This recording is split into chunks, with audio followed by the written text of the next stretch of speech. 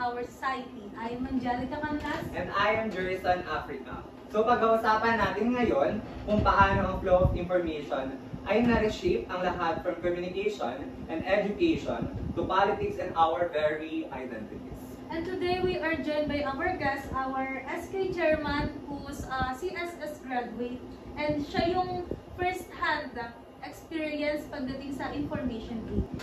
So let's start with the internet, or the undeniable catalyst of the information age.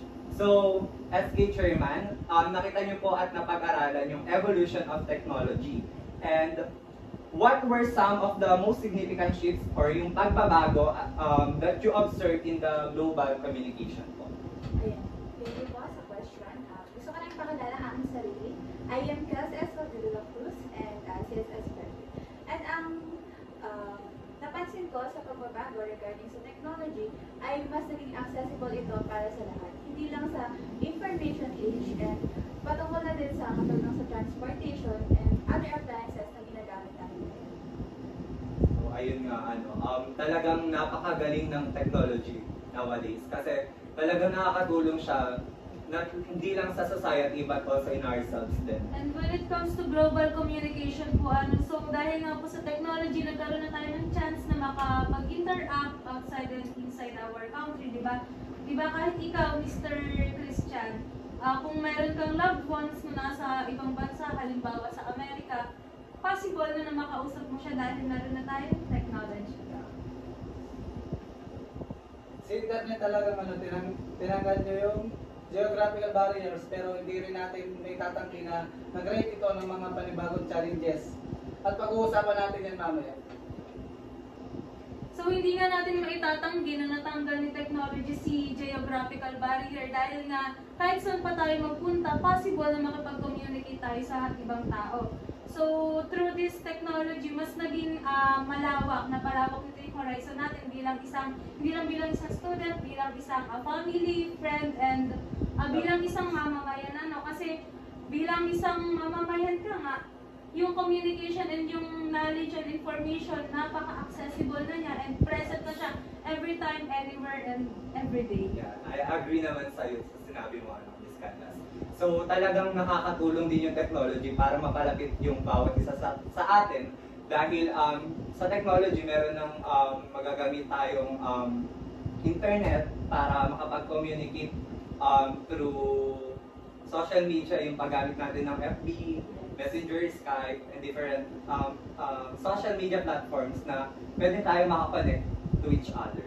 But we cannot defy the fact that nag-cause to ng mga challenges dahil nga pagka ang isang bagay merong good side, meron din yung bad side. So si information age, although marami siyang ibinigay na kagandahan sa atin and in-revolutionize niya talaga yung society natin, nag-impose pa rin ito ng mga challenges kagaya na lang sa addiction ng mga kalimitan dyan, yung mga teenager, di ba? Sila yung kalimitan na prone sa pagdating sa technology. Sabi nga nila yung mga 21st century na mga tao, sila yung mga technology masters, sila talaga yung gamay dito.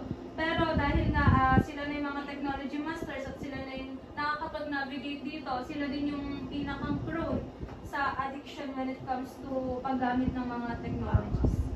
Ayun, nakikita natin yung disadvantage kapag nilamon na tayo ng technology. Yes. Ayan, the information age has revolutionized education. Ako, bilang estudyante, malaki rin talaga ang naging impact ng information age sa pag-aaral ko dahil meron tayong mga online learning platforms, access to vast digital libraries, yung mga tools na yon, yung nagbibigay sa akin ng way para maka-access sa knowledge and information kung saan it's unimaginable before, but look at us right now. We're here and we all are enjoying and benefiting from it. What are your thoughts on this, SK Chairman? Thank you sa question. Regarding naman sa online access, through education is naging helpful talaga siya, lalo na nung nagkaroon tayo ng COVID-19 pandemic. And as a student, sobrang nagamit natin siya, lalo na nung hindi tayo pwedeng pumasok through face-to-face. Through Google Meet, nagagamit natin siya. And hanggang ngayon, katulad na lang ng mga online modules, hindi na natin kailangan pumunta pa ng library Pero isa din yun sa naging disadvantage dahil sa online access.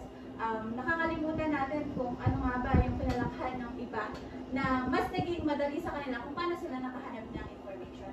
Pero dahil nga sa pag-unlad ng ating technology, mas nagiging madali para sa lahat ng students. Katulad na lang din yung sa Google, madali tayong nakakapag-search ng informations and mas madali tayong nakakapag-dagdag ng knowledge na kailangan natin sa school.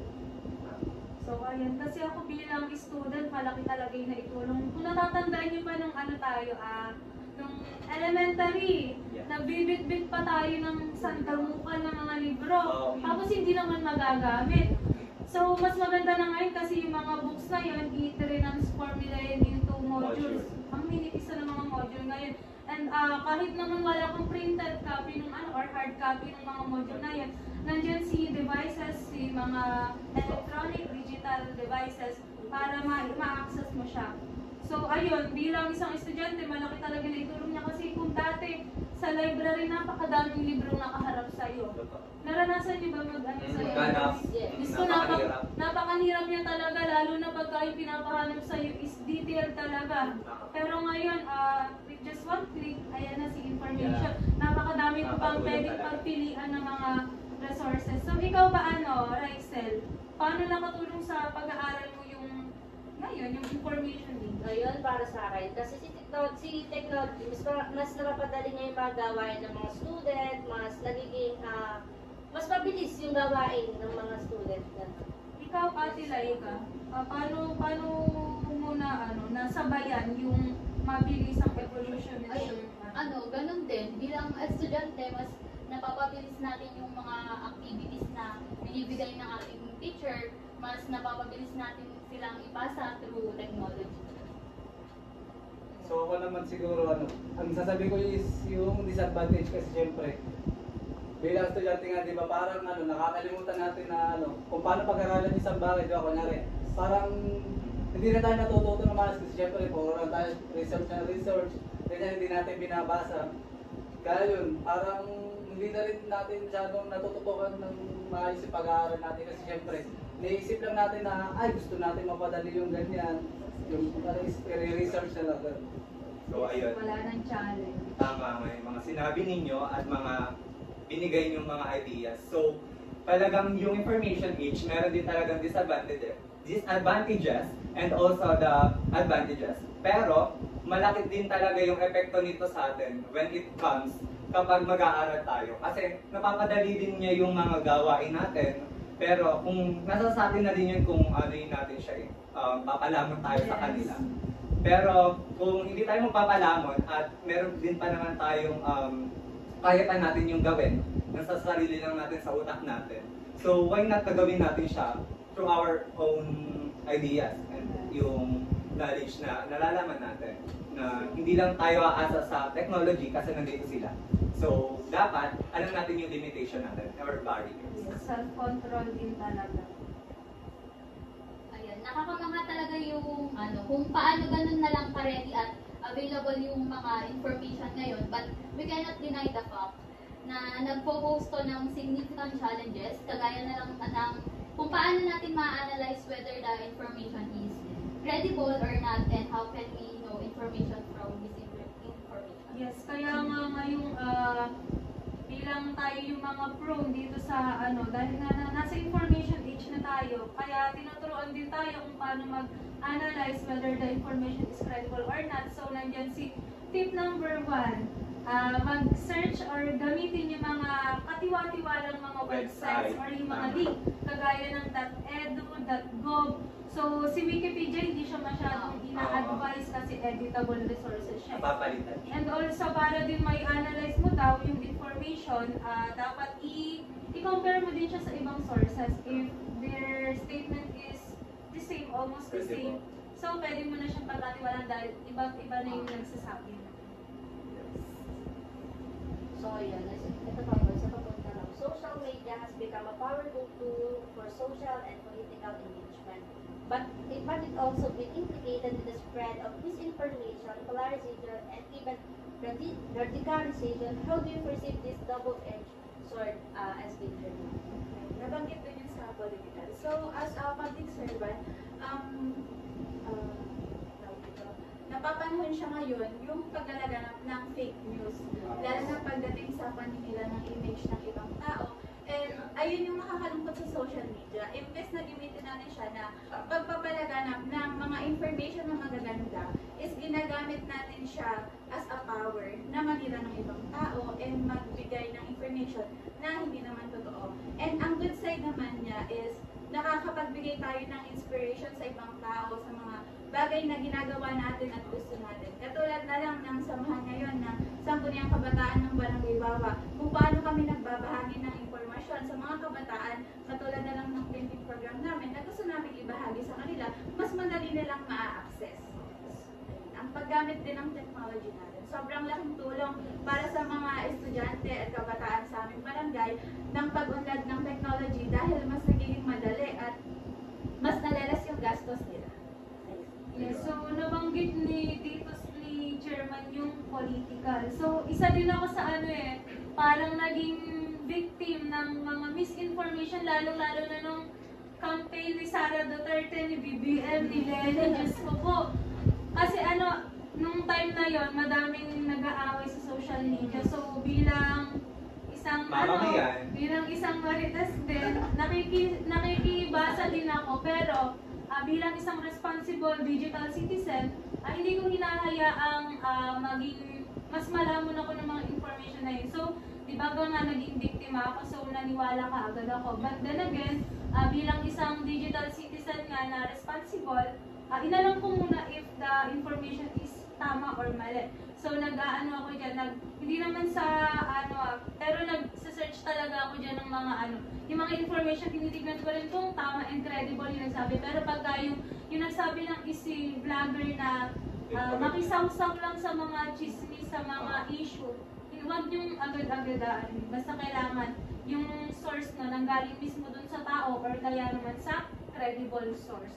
Ikaw ba, what is your experience nung campaign na yun? So, yung campaign na yun, naging sa akin yun. Parang, dati kasi wala akong pakialam sa mga campaign.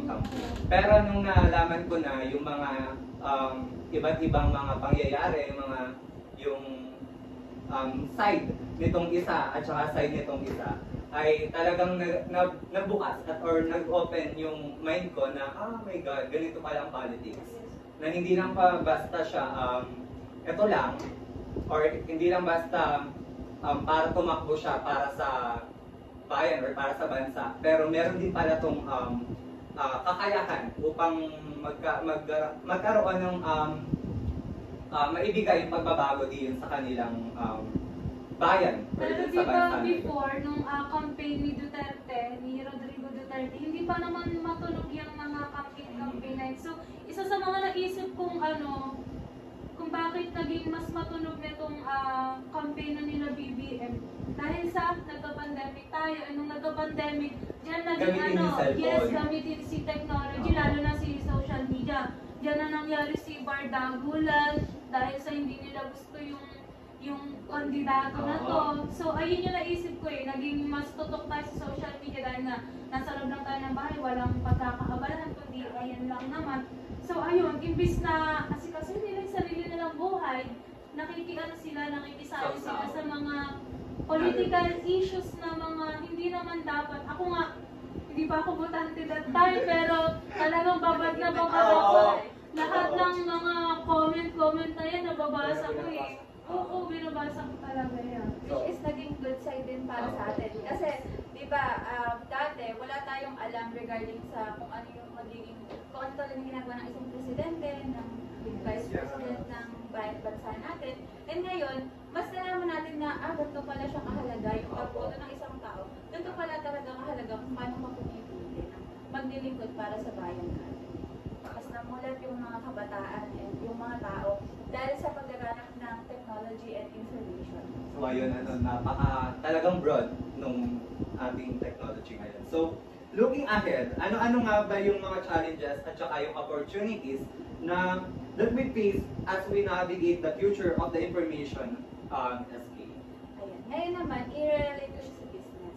So, sa challenges, since lumalaganap na yung pag-improve ng technology natin, ang challenge naman dun is para dun sa mga hindi marunong gumamit ng technology regarding sa business field. Dahil lumaganap na yung online selling, yung Shopee, yung Lazada, and as tamad na person, di ba? Hindi ka pupunta sa palengke para pumila ng mahaba.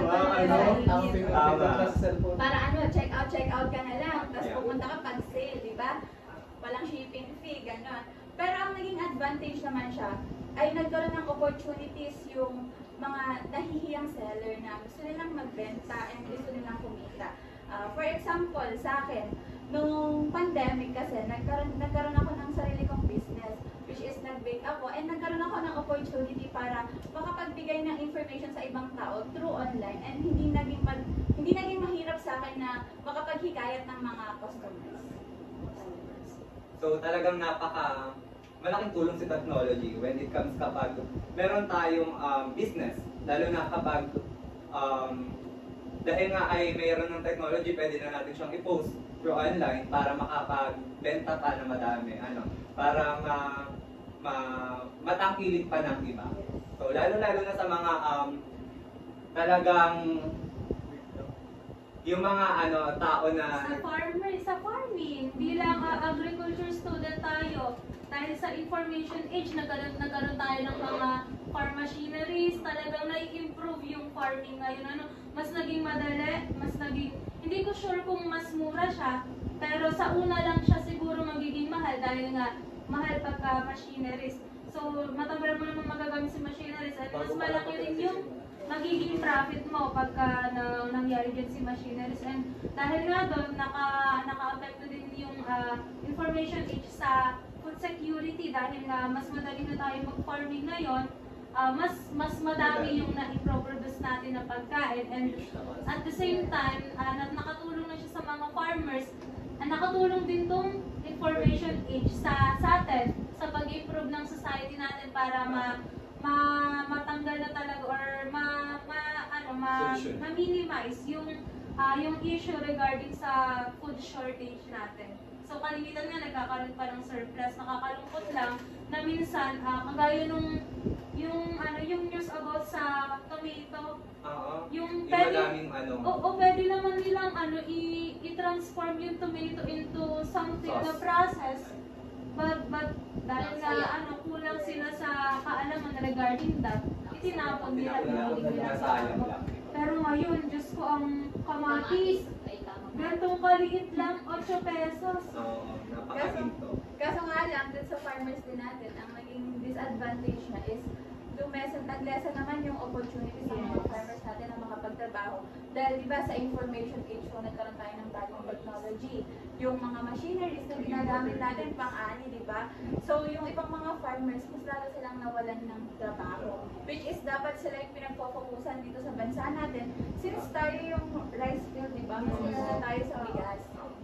Marami tayong tatanong. Doon tayo nakilala. Kasi dati tayo yung nag-export ng mga bigas, tayo yung nag-i-import. Yes. Napalaki nga niya yung yung napadali niya yung farming. But ayun nga, dahil nga sa tinetake over na nitong mga machineries yung trabaho din ng mga farmer. Kaya if hindi ka rin naman skilled and competent sa paggamit ng mga farm machineries na yan, edi wala rin mangyayari sa'yo bilang isang farmer. So, sino lang yung nag-benefit doon, di ba? Yung businessman, yung may-ari ng farm na yun. Imbis na magkaroon ng kita yung farmers talaga, na bawalan ng halaga yung mga taong dapat magtrabaho doon. So, ayun nga, thank you SK Chairman sa pagbibigay ng mga knowledge and insight mo regarding dito sa ating tinatalakay na information age. Dahil dyan, narinig natin yung mga sides ng bawat isa. Gusto ko naman na marinig yung side ng bawat isa. So, sisimulan ko yung insight ko sa information age. So, una sisimulan ko sa pagiging family, friends, peers. So, malaki yung naging tulong sa akin ng technology para bilang isang, teenager, gusto ko yung mga trend na sasabayan ko. So, dahil nga sa technology na yan, na nakakakuha ko ng information regarding that, and also, ang naging disadvantage naman yan sa akin, medyo nilamon ako ng technology, medyo na nalulung ako sa mga K-drama, sa mga K-pop. So, dumating na sa point na tinatangkilik ko na yung kultura nila. Wala namang mali sa pagtangkilik ko sa kultura nila, pero ang mali doon yung nakalimutan kong mahalin yung sarili kong kultura na dapat ayun yung ine-embrace ko, ine-empower ko, at ayun yung mas pinapaano ko. Mas itinatanim ko sa sarili ko dahil nga isa akong Pilipino. And malaki din yung naitulong nitong technology sa akin bilang student. Siyempre, magiging future educator ako. Dapat marami akong knowledge regarding dito sa technology dahil nga ang pagka naging teacher na ako, tuturuan ko yung mga Gen Z na yan, yung mga 21st century students na. So dapat makasabay ako sa kung ano yung nagra-rise ng mga technology, kung kailangan kong aralin kung paano gumamit ng mga paggawa ng PowerPoint na interactive, gagawin ko dahil nga isa akong aspiring educator. So dapat kailangan ko silang sabayin kasi hindi naman pwedeng nasanay ako sa traditional teaching method. Ayun lang yung gagawin ko. Paano ko ma-catch up yung attention nila and paano ko masasabay yung gusto nila and paano sila matututo sa akin kung yung gusto ko lang ng gusto yung nasusunod. So si Information Age din talaga malaking naitulong niya sa atin dahil marami siyang mga issue na i-address kagaya ng climate change, the calamities, the farming, shortage pagdating sa pagkain, sa pagkain, and yung sa overpopulation. Syempre sa social media, meron na diyang mga awareness, mga campaigns na nagpapaliwanag sa kanila na kung paanong bilang isang mamamayan na wag sila mag-anak ng marami kung hindi naman nila kaya supportan. And pagdating naman sa mga teenager, madami dyan mga seminar, webinars na pwede nilang attendan para mas maging knowledgeable sila when it comes to teenage pregnancy. So ikaw, Ate Lai, ano yung insight mo sa information age? Ayan, akin. Ang insight ko naman sa information age, yung technology, malaking impact siya sa akin bilang estudyante. Kasi ang advantage niya, mas marami akong apps na nalalaman at nakakatulong siya sa pag-aaral ko. Katulad na lang pag gumagawa tayo ng mga reviewer, imbis na pasulat yung gawin natin, pa-cellphone na lang yung ginagawa natin. Tapos yung disadvantage naman niya, yun nga, imbis na sipagin tayo sa pagsusulat, nafocus na lang tayo sa cellphone. Sabay, bilang isang public servant naman, yung impact ng technology sa amin, syempre, ito nga, yung pagkakaroon namin ng free printing, mas mapapadali namin ma-post yung mga information na kailangan namin ipahatid sa mga nasasakupan namin, mas madali nilang malalaman. Ang disadvantage naman, pag bilang public servant ka, huwag kang basta-basta pipindot ng mga link na hindi mo alam. Yun nga, think before you click. Ayun. Ikaw naman, Rysel, ano yung insight mo regarding sa information? So, ayun, yung insight ko regarding sa information. So, ayun, as a student, yun nga, ang technology is malaking tulong siya, lalo na sa akin, kasi mas napapadali niya yung mga dapat i-edit, syempre, as a future editor, buti na doon sa mas madaling i-edit nga yung mga report, mga PPTs, mas mabilis tayo nakapag-search. Yun nga, meron din siyang disadvantage kasi yung ginagawa natin paggawa ng mga report, mga activities is mas nagiging madali nga, pero before, kailangan natin pumunta sa library at hanapin yung mga dapat malaman natin. Ikaw naman, Mr. Cosico, ano yung naging perspective mo dito pagdating sa information? Siguro para sa akin, yung naitulong ng technology sa akin, di ba? Kasi siyempre, bilang ako na may mga kapatid na malalayo, nagtatrabaho sa ibang lugar, mas madali ko sila nakakausap, through video call, kasi siyempre sa tulong ng technology, which is yung smartphones. Gumagamit din ako dito ng digital platforms katulad na Messenger. Dahil doon hindi na namin kailangan pang kitain yung isa't isa para lang makapag-usap. O kaya naman yung dating ginagawa natin na yung magpapadala ng sulat. Sa ngayon yun yung nakakatulong sa amin kasi siyempre mas madali tayo nakakapagbigay ng na gusto natin sabihin o yung nararamdaman natin sa tao. So yun. Tapos yung siguro yung sa akin, para sa akin, yung disadvantage naman nito is bilang estudyante naman yun. Parang kasi syempre kapag estudyante ka, parang gusto mo na lang talaga na mapadali yung katulad na activities. Parang tamang research na nga lang tayo, gano'n. Hindi na tayo basta basa-basa na na parang parang yun. Parang iniisip na lang natin kung ano yung madaling paraan para may survive yung pag-aaral natin. Pero dahil doon, hindi tayo natutunan ng maayos. So yun yung disadvantages ng technology para sa akin. Ikaw naman, Jefferson, para sa'yo, ano yung naging impact ng information age sa'yo bilang estudyante and mamamayan? So, nasabi niyo na naman lahat, So, paiglihin ko na lang yung sasabihin ko about information age. Pero, unahin ko na din yung pagiging mamamayan. Nakakatulong sa akin yung information age.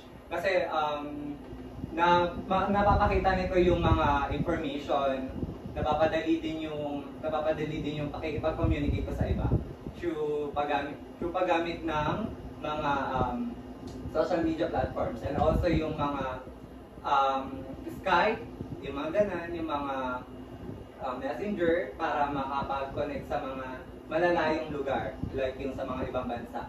So, napapadali niya yung connection ng na nasa ibang bansa at saka nandito sa Pilipinas.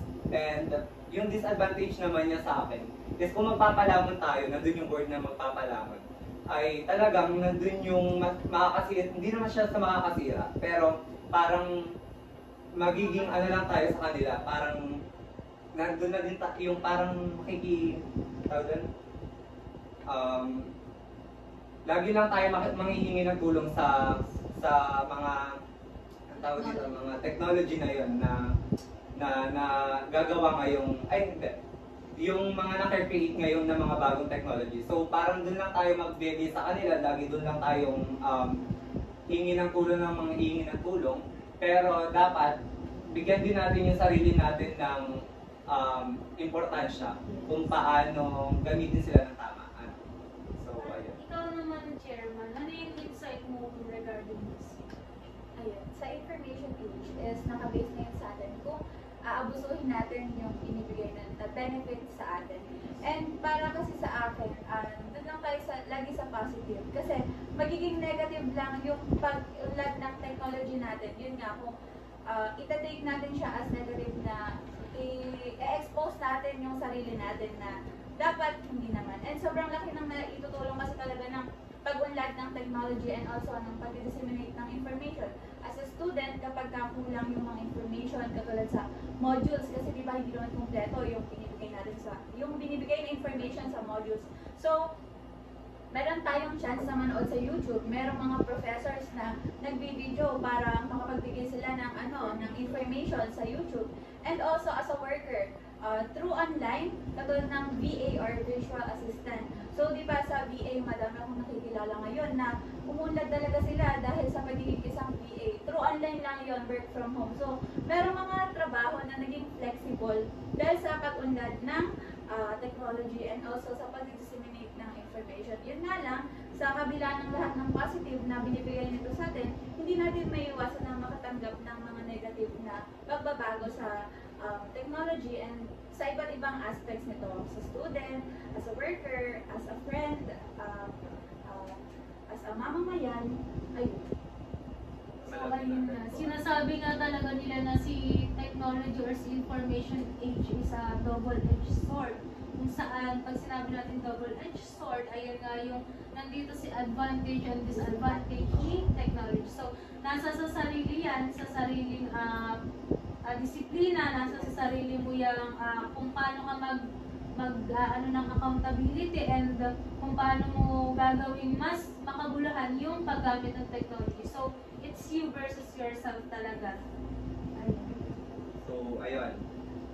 The information age is constantly evolving landscape and dapat alam at naiintindihan natin yung mga impact nito sa atin para mas magamit natin ng tama at manavigate pa. So, dahil nga sa mga sinabi nyo ay talagang nakakatulong si technology when it comes sa ating pag-aaral, sa community, sa society, and also in the world talaga, in a full world.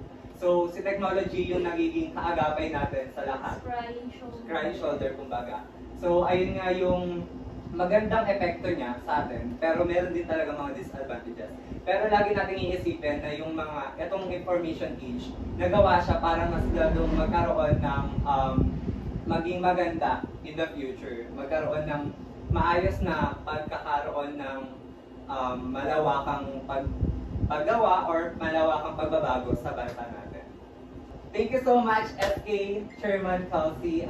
Talagang maraming salamat po at napaunlakan po ninyo kami at nabigyan ng oras. Ayun. And thank you guys for listening. So, see you on our next episode of The Digital Wave.